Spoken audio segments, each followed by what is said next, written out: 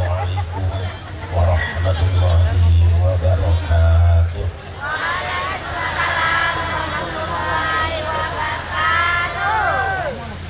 Alhamdulillahi haqqa hamdi, wassalatu wassalamu ala sayyidina Muhammadin khairi ibadi wa ala alihi wa ashabihi wa man tabi'ahu min ba'di.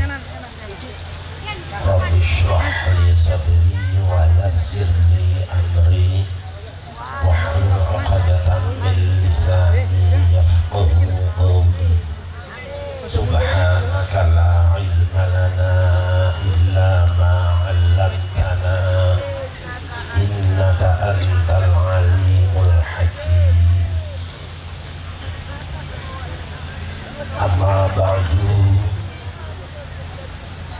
al-mukarramun, para alim ulama, para kiai, para sesepuh dan tokoh masyarakat, aparatur pemerintahan yang berkenan hadir, baik TNI, kepolisian maupun sipil, bil khusus Mbak Nuni sekeluarga, Mas Hanif Dakhiri, Pak Bupati, Pak Wakil Bupati, hadirin hamba-hamba Allah yang dimuliakan.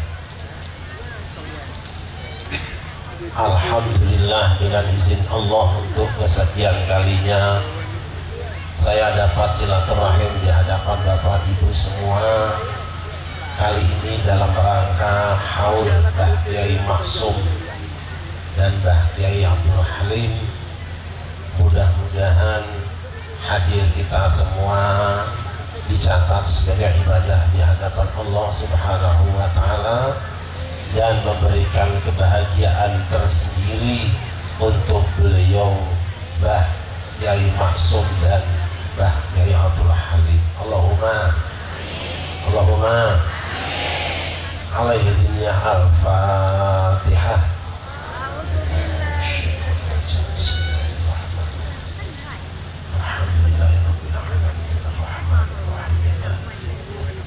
Iyyaka na'budu wa iyyaka nasta'in ihdinas siratal mustaqim siratal ladzina an'amta 'alaihim ghairil maghdubi 'alaihim waladdallin.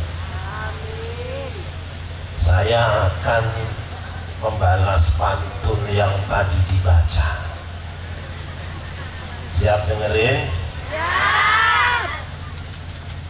Datang ke klinik hendak berobat, sembahyang Jumat membaca niat. Mbak Nuni memang hebat, merayu camat di depan rakyat.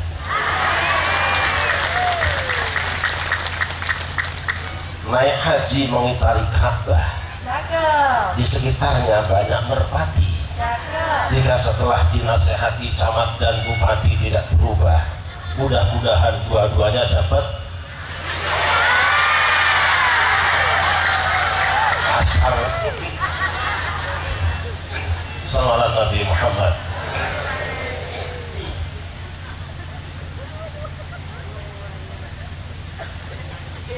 Kanjeng Nabi Adam dan Hawa itu simbah kita semua. Sebagai pengantin baru, mereka tidak saling mengenal. Sebab apa? Dulu Adam hidup sendirian di dalam surga, punya tempat yang sangat luas. Saya ingin bertanya kepada ibu-ibu, terutama yang kerudungnya hijau dan belum lunas itu, kalau panjenengan punya tanah 10 hektar, kemudian rumahnya mewah, tinggal di tengah-tengah sendirian, betah apa tidak? Betah apa tidak? Kemudian Allah Subhanahu wa Ta'ala tidurkan Adam pas sedang tidur diambil salah satu tulang rusuknya, bangun sudah ada perempuan. Rupanya waktu tidur Adam itu mimpi. Begitu bangun dia tanya, siapa kamu, kok ayu nemen? Hawa menjawab, aku ini adalah pretelan dari tulang rusukmu yang Allah jadikan perempuan, tugasnya mendukung dan hidup bersamamu. Kalau sekarang mungkin Adam akan bernyanyi,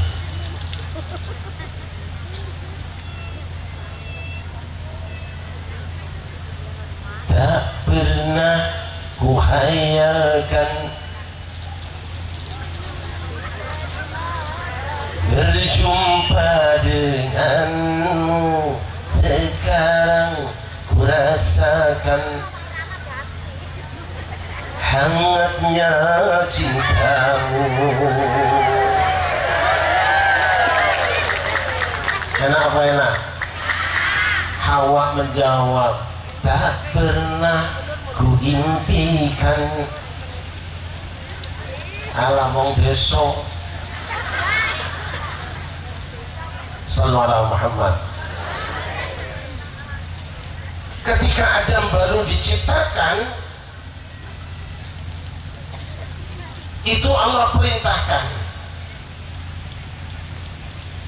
wa idh qala rabbuka lil malaikati inni khaliqun basharan min salsalin min hama'in masnun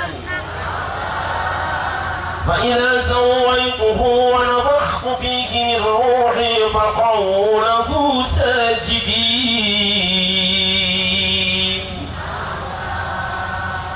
Allah umumkan, wahai malaikat, aku akan menciptakan makhluk bernama Bashar, makhluk yang berkulit kasar dari tanah. Nanti kalau selesai aku menciptakan dia dan telah kutiupkan roh pada badannya, faq'u lahu sajidin, sujudlah kamu semua kepadanya. Fasajadal malaikatu kulluhum ajma'una illa iblis, maka sujudlah semua malaikat, semua makhluk yang diperintah sujud, semuanya sujud kecuali Jadi kalau nanti ada di antara kita yang tiap hari tidak mau sholat, berarti itu Kalau ibu punya suami tidak sholat, berarti tiap malam ibu dikelonin hasil kelon sama iblis, besok anaknya juga turunan. Kalau anaknya turunan iblis, nanti jadi wakil rakyatnya juga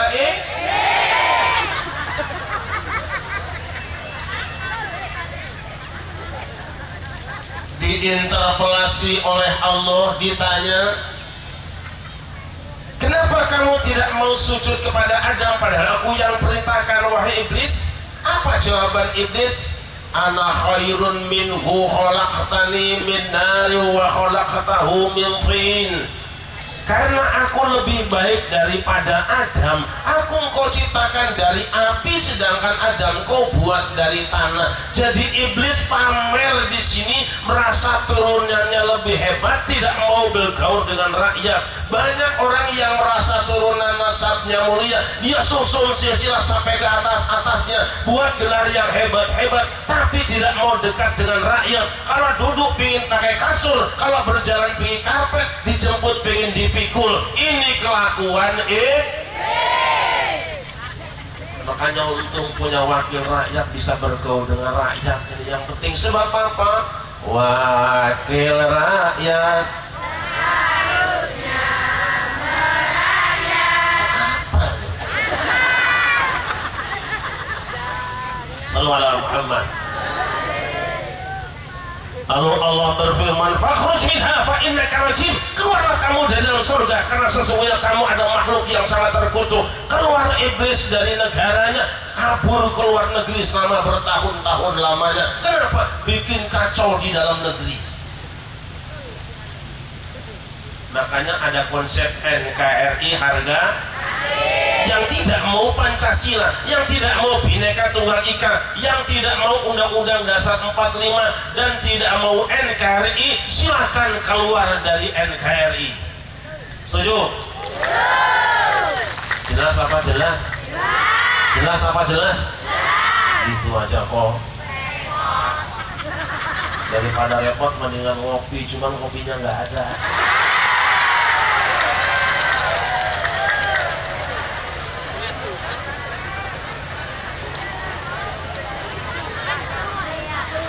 Tinggallah Adam dan Hawa berduaan, kemudian Allah berfirman, enaknya Adam dan Hawa pengantin baru wis sugih, punya bumi yang sangat subur, sarwa tinandur, barang murah sarwa tinumbas, kemah ripah loh jinawi, ayam tentrem kertora harjo, lubak libuk loba leboken, beruk di juru beruk di pantong ngalayah di tengah iman.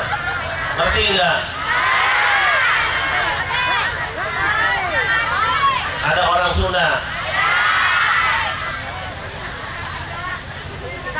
Allah pesan pada pengantin baru, ibu-ibu, pengantin wis sugih, pengantin sudah kaya. Apa pesannya? Cuma dua. Wa qulna ya Adam uskun anta wa zawjuka al-jannata wa kula minha ragadan haythu syi'tuma wa la taqraba hadhihi asy-syajarata fatakuna min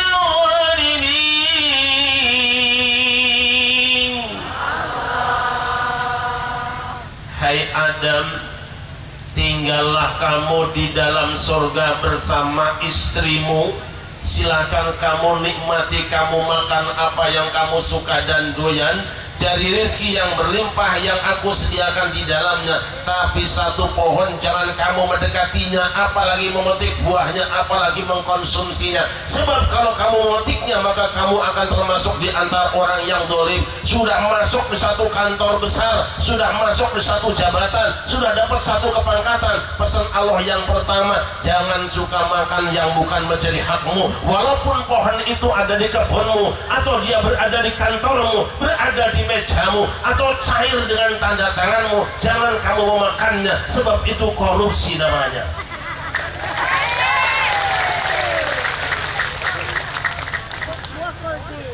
Yang kedua, inna hadza adulaka wa li zawjika fala yukhrijannakuma minal jannati fatashqa. Ini adalah lawan politikmu yang kemarin protes tidak mau menghormati kamu, sekarang sudah kabur ke luar negeri, sudah tidak gabung di NKRI. Waspada, kalau kamu datang nanti jangan terima kunjungannya, jangan terima sambangannya, apalagi terima ucapannya dan berkoalisi dengan dia. Waspada, nanti kamu akan jadi celaka. Cuma dua pesannya. Ma'asyiral muslimin rahimakumullah. Tiba-tiba setan datang silaturahmi. Bu, bu, jangan dalam-dalam lah. Bu, setan datang silaturahmi. Memang setan juga rajin silaturahmi. Kapan? Musim pilpres. Betul. Datang nanti, apa yang dia lakukan? Karena ada kepentingan, dia silaturahmi, datang kepada kiai, datang para ulama. Tujuannya cuma satu, menggulingkan Adam dari istana. Maka semua orang yang mengganggu pemerintahan yang sedang bekerja, yang mengganggu wakil rakyat yang sedang bekerja, apapun alasannya, penceramahkah dia, kiaikah dia, habibkah dia, ilmuwankah dia, profesorkah dia, yang mengganggu pemerintah yang bekerja untuk rakyatnya, itu orang sudah kesurupan setan.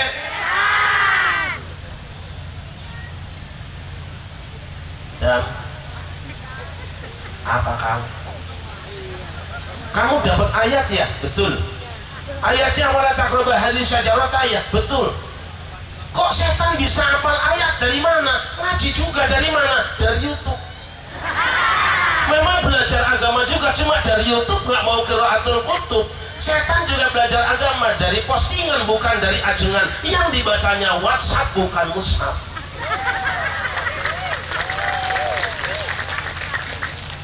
Ayat yang dibacanya sama, firman wahyu yang dibacanya sama, tetapi yang beda tafsirnya, karena tafsirnya ada kepentingan politik di dalamnya. Timbul pertanyaan, kenapa setan yang sudah berada di luar surga kok bisa masuk ke dalam surga? Kenapa setan yang sudah berada di luar negeri kok bisa masuk istana? Ada satu keterangan menyebutkan bahwa setan naik kendaraan namanya ular. Ini satu keterangan menyebutkan setan nunggang ulo. Artinya apa? Bisa jadi nanti orang-orang yang akan mengacaukan Indonesia bisa masuk istana karena ada kendaraan politik yang ditungganginya.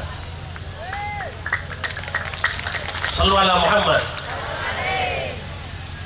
Dan kamu nggak boleh dekati pohon ini ya, betul.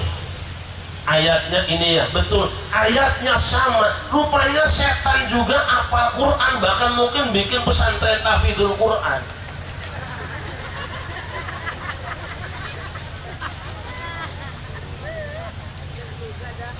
Dikit-dikit Quran, dikit-dikit Quran, padahal sebetulnya dia menyimpangkan pesan Al-Quran. Maksudnya bagaimana? Please. Ayatnya memang mengatakan wala taqrabu hadhihi syajarata, tapi justru kalau kamu petik buahnya, kamu makan buahnya, kamu justru akan menjadi malaikat dan kekal di dalam surga. Alanya orang adil karo kowe biar dekoro. Biar biaki urung dadi kowe tok janjine arep aspal dalan, tekan sini dane kok bojone baju kok.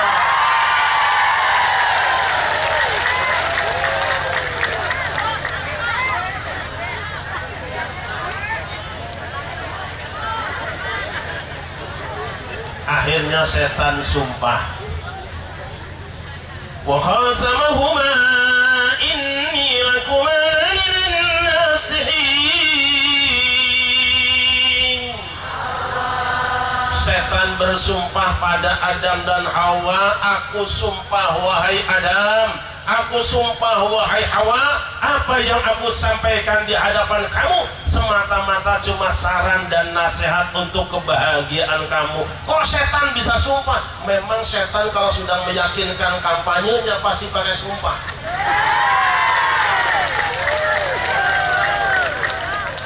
Bahkan biasanya ketika kampanye yang pertama ada meludan, dia kasih sambutan, rajaban ngasih sumbangan, orang hajatan dia kondangan, orang meriang ngasih bantuan, orang mati walaupun tidak kenal ngantar ke kubur.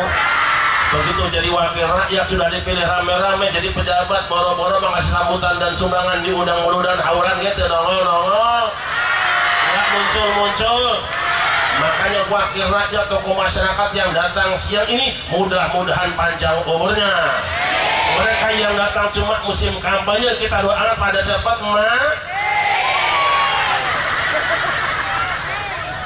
tadi mati mulu. Mari bukan mati. Sallallahu alaihi Muhammad. Akhirnya Adam dan Hawa percaya karena setan sudah bersumpah. Kenapa percaya karena sumpah? Sebab Adam tidak pernah nonton TV One. Kalau Adam pernah nonton TV One, dia akan menyaksikan ada orang datangnya naik Mercy, bajunya pakai dasi, di kepalanya ada peci, disumpah pakai kitab suci, di Senayan malah korup. Yakin tidak tertipu. Yang makan duluan kira-kira Adam apa istrinya? Adam apa istrinya? Satu keterangan menyebutkan yang makan duluan istrinya. Kenapa? Memang perempuan tuh gampang percayaan sama sales.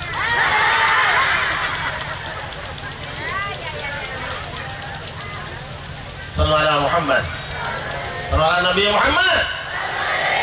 Akhirnya Adam dan Hawa jatuh ke bumi. Sang istri jatuhnya di Jeddah, Adam jatuhnya di India. Izinkan saya bertanya dengan ibu-ibu, kalau ibu-ibu kehilangan suami sedih apa tidak?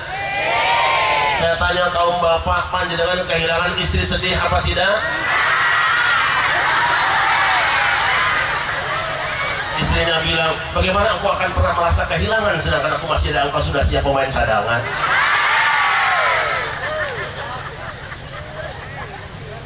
Sang istri yang jatuh di Jeddah, pekerjaannya cuma menangis pagi, siang, dan malam. Sakit nyantak kunjung sembuh. Bukan sakit pening di kepalanya, bukan luka di kakinya, bukan gores di tubuhnya. Sakitnya tuh kangen sama suami, sementara Adam yang berada di dia bukan tidak rindu dengan kekasihnya, bukan tidak kangen dengan istrinya, kangen dan rindu tentu saja, tapi tidak tahu alamat barunya. Mau nanya sama orang India, takut dikasih alamat angkring.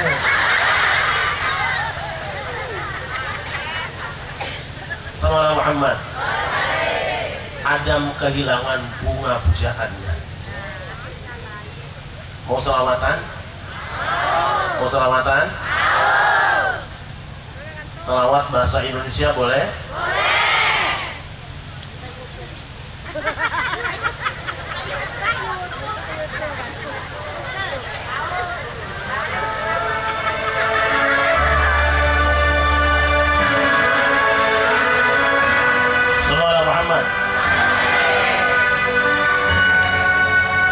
Suasana siang dalam keadaan panas supaya tidak jadi yang terlalu.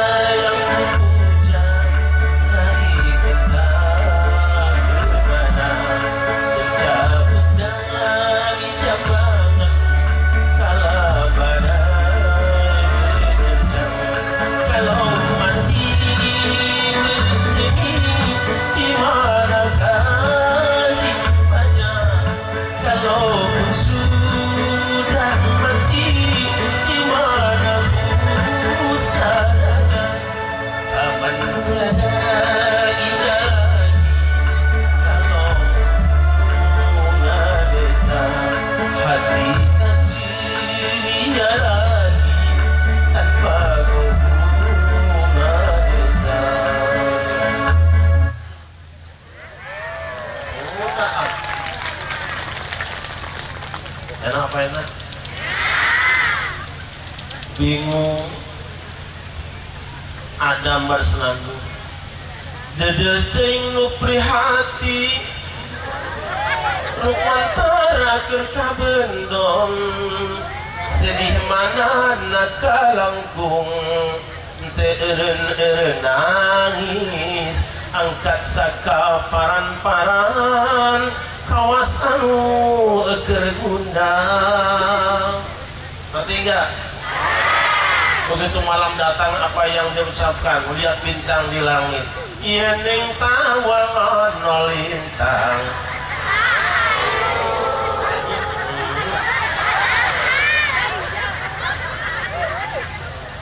Untung Adam dapat WA. Wedanganget. Dapat wahyu Allah. Fatalaqa Adamu min rabbihi kalimatin fataba alaihi innahu huwat tawwabur rahim. Enak ngajinya apa enak nyanyinya? Nyanyi apa ngaji? Atau mau 2 biji? Apa 2 biji apa? Lalu Adam menerima beberapa kalimat dari Tuhannya. Ia pun bertobat dan terima tobatnya. Sungguh Allah maha penerima tobat lagi maha penyayang. Allah dapat ijazah langsung dari Allah, bukan sembarangan. Wiridan bukan ngarang, langsung diijazahkan mutasil dari Allah Subhanahu wa Ta'ala. Apa yang dibacanya? Ada 2 qaul para ulama. Yang pertama, Kanjeng Nabi Adam maca istighfar, Rabbana ya Rabb zalamna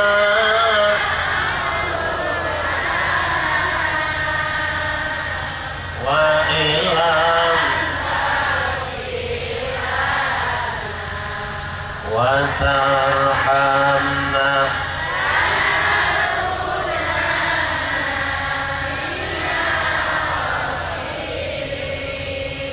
Mas Jo. Apa? Rabbana ya zalamna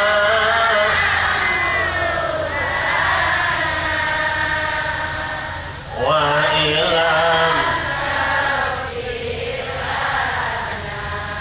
wa tarhamna.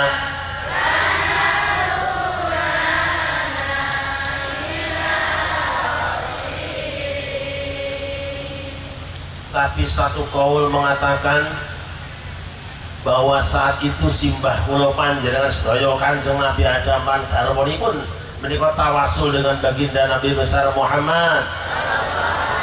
Dia berdoa, Allahumma bihaqqi Muhammadin lima ghafartali. Ya Allah, dengan hak Muhammad kiranya kau ampunkan kesalahanku. Allah bertanya, ya Adam kaifa arafta Muhammadan wa lam akhluqhu. Wahai Adam, bagaimana engkau kenal dengan Muhammad sedangkan aku belum menciptakannya? Nabi Adam menjawab, ya Rabbi innaka lama khalaqtani rafa'tu ra'si fa itu maktuban ala qawaimil 'arsy la ilaha Muhammadur Rasulullah faratu annaka lam tudrib isman min asma'i khalqika illa lahu hablul khalqi ilaik.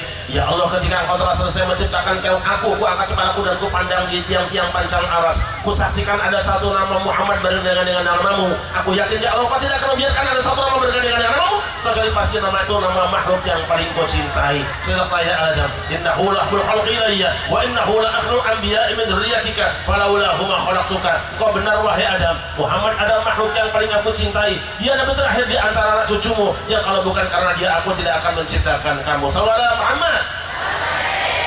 Jadi Adam ketika melakukan kesalahan di dalam surga gara-gara ikut jurkam setan, gara-gara ngaji satu ayat dengan aliran setan, tafsir aliran setan, Adam bertobat pada Allah, baca istighfar dan tawas. Setan juga pernah melakukan kesalahan, tetapi ketika ditegur oleh Allah, setan tidak mau istighfar, malah mengerahkan pengacara, bikin sandiwara, padahal sudah jelas korbannya.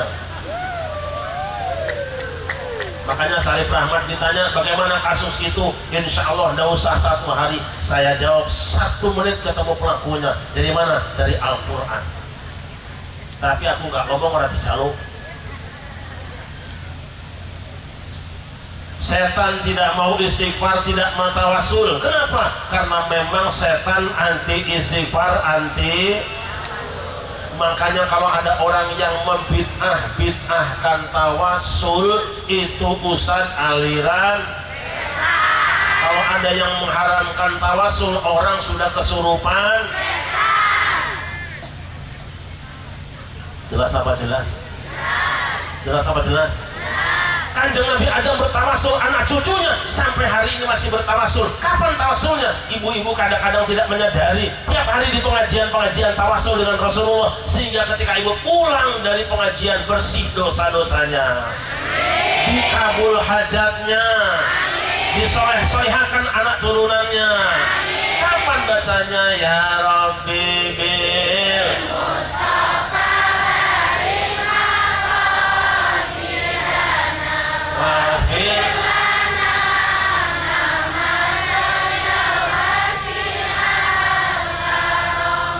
Ya Rabbi waj'al rajai ghayra mun'akisin ladaika waj'al hisabi ghayra munhasimi ya Rabbi bil Mustafa balikna qasidana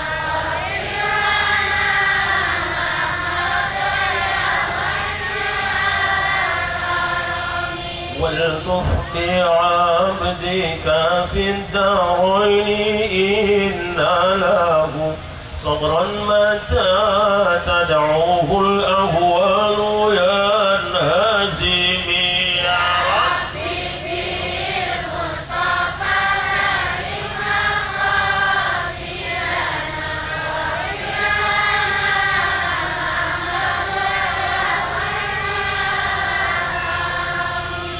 وأذن لصحب صلاة منك دائمات على النبي بمنهل ومنسجم يا ربي بالمصطفى بلغنا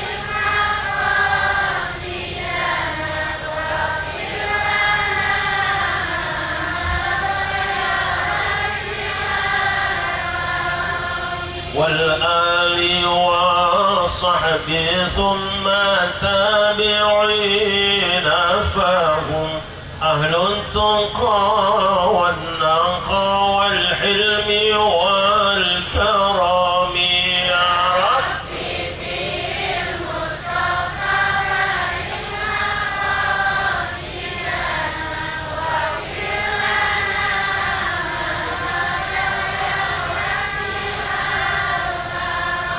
Setelah membaca istighfar dan tawassul, kaki Kanjeng Nabi Adam digiring tanpa Google Map, tanpa Sherlock, tanpa kompas dan tanpa penunjuk jalan, sampailah kaki Kanjeng Nabi Adam di Jabal Rahmah bertemu dengan istrinya. Senang apa senang? Istrinya sedang ngelamun, sedang manggil-manggil, padahal waktu itu sudah siang panas, sudah mau sholat zuhur. Ini kita mau sholat dulu apa ngaji dulu? Saya mau pakai madhabnya Imam Abu Hanifah dulu. Menurut Imam Syafi'i dan 3 imam yang lain, sholat itu yang paling baik di awal waktu. Alasannya berarti dia dengar panggilan Allah. Tapi menurut Abu Hanifah yang paling baik justru di akhir waktu. Kenapa? Ketika awal waktu Allah nunggu-nunggu kita tidak datang, sudah mau habis dikira tidak datang, tahu-tahu datang. Sangat senang Gusti Allah. Begitulah orang yang nunggu bertahun-tahun, begitu datang mas senangnya luar biasa. Makanya hari ini kita ambil Abu Hanifah, biarin aja sholatnya belakangan dikit supaya Allah nungguin kita semua. NU wono nek ngaji. Anak ibu, ayam mawon monggo sing ada kuahnya dimakan, yang nggak ada selamat menikmati. Akhirnya sampailah kanjeng Nabi Adam di Jabal Rahmah, istrinya sedang melamun, begitu nengok, kini ku datang padamu, senyumlah, sambutlah kedatanganku. Kakang dari mana? Sebetulnya dari tadi kakang sudah sini, cuman aku kan nungguin kopi yang panas, sekarang sudah ada kopi panasnya. Lalu, ku tahu engkau lama menunggu untuk pasti NU. Memang sengaja ku menggodamu, ingin tahu hatimu, senyumlah, sambutlah kedatanganku, curahkan segala isi hatimu. Oh, ini. Nanti tenang aja, soal terus panjang. Ini kalau namanya juga NU nih, Mbak NU nih.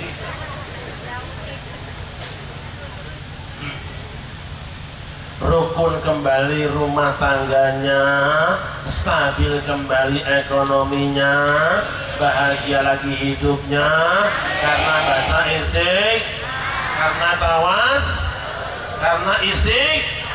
Mulai kalau bapak ibu seret rezeki sulit ekonomi, jangan nyalakan aki-aki atau suami, sadar diri mungkin banyak dos. Astagfirullah.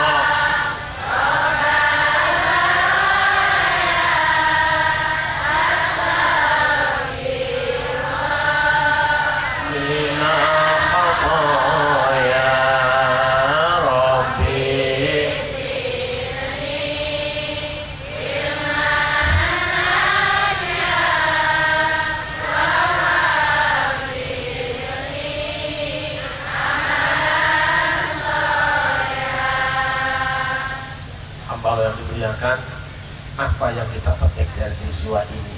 Yang pertama,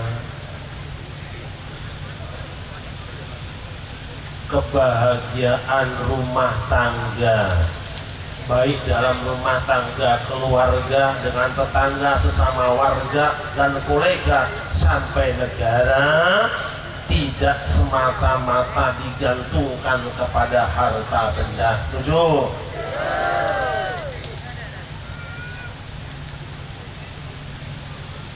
Yang kedua, rumah tangga akan bahagia, tapi waspada orang ketiga. Adam dan Hawa kurang apa fasilitas hidupnya, kurang apa harta kekayaannya, tapi kedatangan orang ketiga yaitu setan yang ngobok-ngobok rumah tangga mereka dengan menawarkan janji-janji dan fasilitas segala rupa. Akhirnya mereka jatuh. Ini lambang, saudara-saudara, Nabi Adam itu lambangnya ulama, sedangkan Hawa itu lambangnya umaro. Kalau ulama dan umaro sudah ngerendeng, hati-hati, pasti ada pihak ketiga yang tidak suka, ada pihak ketiga yang tidak senang. Hari ini di Indonesia antara umaro dan ulama sedang mesra-mesranya, pasti ada orang ketiga, partai gerakan setan yang ingin menghancurkan kita. Bukan cuma di bawahnya ulama dan umaro bersama, sampai di istana presidennya adalah umaronya, ngerendeng dengan wakilnya dari kalangan ulama, pasti ada yang tidak senang. Waspadalah saudara-saudara, karena orang yang tidak senang dengan kemesraan ulama dan Nahdlatul Ulama bukan sedikit jumlahnya. Maka apa? Waspadalah dengan orang-orang yang suka membaca ayat-ayat Al-Quran tapi tafsirnya tafsir politik dan kepentingan. Nanti akan muncul kelompok orang dengan tafsir yang aneh-aneh. Makanya besok kalau muncul kelompok yang menafsirkan beda dengan apa yang selama ini kita dapatkan, beda dengan Lirboyo, beda dengan Peloso, beda dengan Tebu Ireng, beda dengan Kerapia, beda dengan Sohibul Wafat Ajun Arifin Suryalaya, beda dengan Wahair Afandi, Waspadalah. Karena apa? Karena setan juga hafal ayat-ayat Tuhan yang diturunkan kepada Nabi Adam. Tidak mustahil nanti satu saat ada orang yang hafal ayat-ayat Al-Quran tapi punya tujuan kepentingan pribadi yang tidak ada hubungannya dengan Al-Quran. Sallallahu Nabi Muhammad. Rasulullah pernah pesan pada kita semua ketika beliau berdoa kepada Allah Subhanahu wa ta'ala, Allahumma barik lana fi syamina wa yamanina. Ya Allah, berkahilah untuk kami Syam dan Yaman kami. Lalu ada sahabat yang usul wa fi najdina ya Rasulullah, doakan juga Najd wahai Rasulullah. Kanjeng Nabi mengulangi doanya, Allahumma barik lana fi syamina wa yamanina. Ya Allah, berkahilah untuk kami Syam kami dan Yaman kami. Orang tadi usul lagi, wa fi najdina ya Rasulullah, doakan juga Najd wahai Rasulullah. Untuk ketiga kalinya Rasul bersabda, hunaka zalazil hunaka yatra'u qarnus syaitan. Orang dongakeun berkah kanggo Najd, mergo dari kota Najd akan muncul kekacauan umat manusia dan dari Najd akan terbit tanduk setan. Bu, apa itu tanduk? Tanduk itu apa? Sungu itu apa? Tanduk itu di mana tempatnya? Di kepala. Kita melihatnya dia adalah hiasan yang mengindahkan kepala hewan. Dia adalah binatang menggunakan sungu yang sangat indah. Kita kadang-kadang ketika hewannya sudah mati, tanduknya kita gunakan sebagai perhiasan di rumah kita. Padahal si hewan itu sendiri, si pemilik sungu, tidak menggunakan tanduknya untuk perhiasan, tapi tanduk yang di kepalanya digunakan untuk menyakiti teman-temannya sesama hewan. Artinya apa? Di akhir zaman nanti akan ada orang yang di kepalanya penuh dengan ayat-ayat Al-Quran, penuh dengan hafalan tentang keagamaan, yang seharusnya hafalan Quran memperbaiki akhlaknya, tetapi justru Al-Quran yang ada di kepalanya bukan untuk memperbaiki akhlaknya, tapi untuk membid'ahkan saudaranya, untuk menyesatkan saudaranya, untuk menyalahkan sesamanya, bahkan mengkafirkan sesama umat Islam. Waspada saudara-saudara, nanti satu zaman akan datang di mana pengajian Al-Quran banyak, pengajian Al-Quran di mana-mana, hafalan Quran di mana-mana. Di sini ada istana Al-Quran, di sana ada rumah Al-Quran, di sana ada pabrik Al-Quran. Tapi Al-Quran yang dihafalkan di otak anak-anak kita bukan digunakan untuk kedamaian kita bersama, tapi justru untuk menyerang perbedaan pendapat di kalangan para ulama dan menyalahkan amaliyah Nahdlatul Ulama. Sudah ada belum? Sudah ada belum? Muludan dibilang bid'ah, Rajaban dibilang, tahlilan dibilang, ziarah kubur dibilang, haulan dibilang. Waspada, itu tanduk. Kemudian apa yang dimaksud dengan setan? Setan adalah makhluk yang telah menghancurkan kekuasaan dan tempat tinggal Kanjeng Nabi Adam dalam surga. Artinya apa? Dia hafalannya hebat tapi beda penafsirannya dengan para ulama. Tanduk berbahaya, setan merusak, digabungkan tanduk setan. Akhir zaman umat Islam akan kacau. Bukan karena orangnya bodoh, tapi munculnya orang bodoh yang mewakili orang pintar, orang yang sama ayatnya tapi beda penafsiran dan kepentingannya. Aneh saudara-saudara, di zaman ini ada orang baca ayatnya salah, dianggap ulama. Wa wajada kadolan fahada.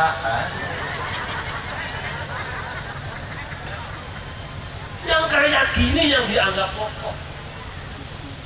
Orang yang menyebutkan nanti surat Al-Isra 176 ayat itu yang dianggap tokoh.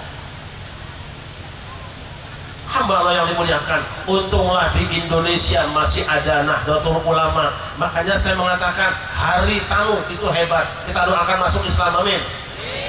Hari Tanu itu singkatan hancurnya Republik Indonesia tanpa adanya Nahdlatul Ulama. Itu singkatannya Hari Tanu. Sallallahu Muhammad. Sallallahu Muhammad. Dari mana munculnya tanduk setan yang akan menghancurkan keterangan umat Islam, yang bikin kacau umat Islam? Kata Nabi, dari kota Najd. Hadis sahih riwayat Al-Bukhari bersumber dari Abdullah bin Umar. Nabi jelas nyebut sumber kekacauan umat Islam Najd, tapi para ulama berbeda pendapat apa yang dimaksud dengan Najd. Ada yang mengatakan Najd itu kawasan tinggi sebelah timur dari Madinah, yaitu Irak dan sekitarnya. Siapa mereka? Kalau yang muncul dari Irak dan sekitarnya, mereka adalah aliran Syiah. Kenapa? Sebab Syiah mengkafirkan sahabat Nabi, bahkan istri Nabi. Tapi ada pendapat yang mengatakan Najd, ya Najd sampai hari ini masih ada di Saudi Arabia, yaitu kota Najd. Artinya apa? Kalau kota Najd Saudi Arabia yang disadakan Rasulullah, berarti mereka aliran tanduk setan, adalah aliran Wahabi. Kenapa? Sebab aliran Wahabi mengacaukan dunia dengan membid'ahkan, menyesatkan dan memusyrikkan, mengkafirkan sesama umat Islam yang berbeda pendapat dan alirannya. Mana yang benar? Bukan urusan kita semua. Sebab umat NU, warga NU sudah biasa beda pendapat dan cinta dan sebab kita sadar damai itu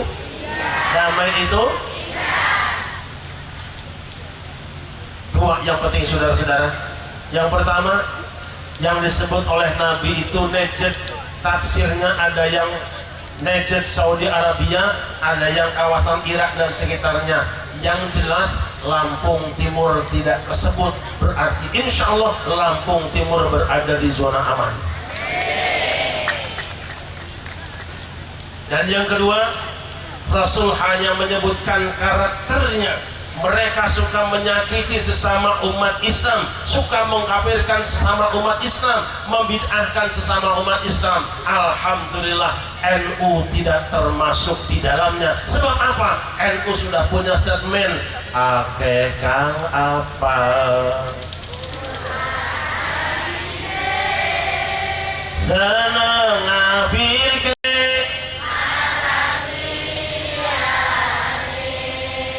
kapile dewe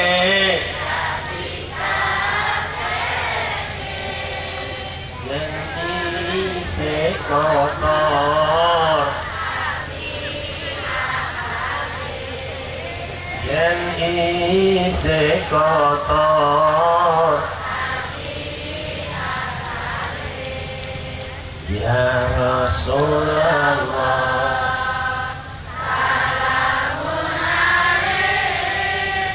Ya Rabbi Asyad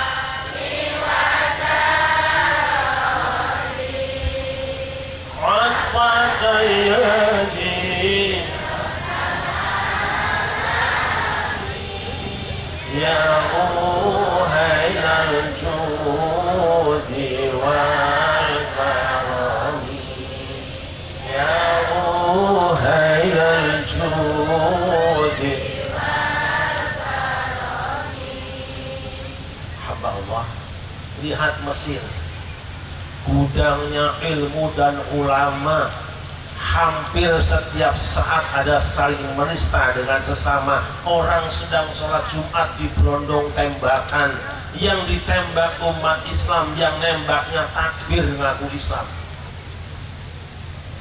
Betul?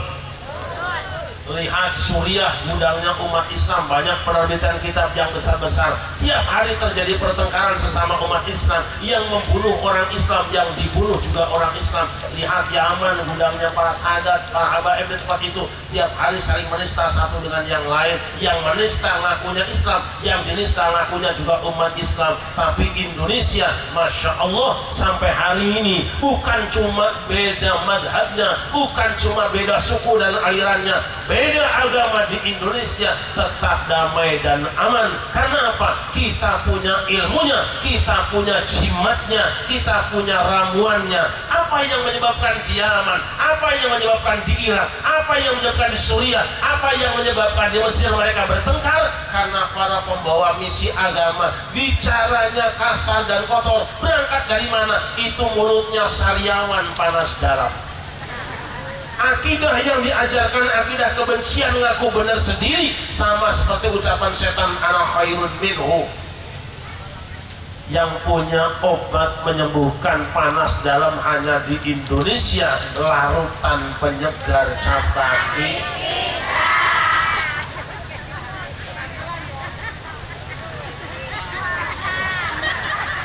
Gak lagi iklan. Apa artinya? Islam di Indonesia cap kaki tiga. Islamnya tawasud pertengahan, Islamnya tawasun selalu menjaga keseimbangan, Islamnya tasamuh toleran dalam perbedaan. Maka sering saya katakan, kalau kita ingin aman di negeri ini hanya satu, tegakkan Islam Nusantara. NU, santri, TNI dan Bayangkara bersatu, tegak Indonesia. Saatnya sekarang Mas Hanif siapkan anak-anak santri biar pada jadi tentara. Ganggu tahlil ada nih. Sallallahu Muhammad. Makanya sering saya katakan, Indonesia bukan tidak butuh dengan ulama Yaman, butuh, tapi kalau ngabisin ongkos nggak usah. Yaman lebih butuh dengan fatwa ulama Indonesia. Indonesia bukan tidak butuh dengan ulama Mesir, sangat butuh, tapi Mesir lebih butuh nasihat dari ulama Indonesia. Indonesia bukan tidak butuh dengan Suriah, tapi Suriah lebih butuh dengan Indonesia. Indonesia bukan tidak butuh dengan Irak, Irak lebih butuh nasihat ulama Indonesia. Makanya saya katakan apa? Kalau ingin aman gampang, berangkatkan Banser ke Suriah, berangkatkan Banser ke Yaman, berangkatkan Banser ke Irak, berangkatkan Banser ke Mesir. Insya Allah 1 bulan mati semua. Kalau sing ngepani hamba yang dimuliakan, yuk kita yang mendukung perjuangan para ulama keluarkan sebagian rezeki kita.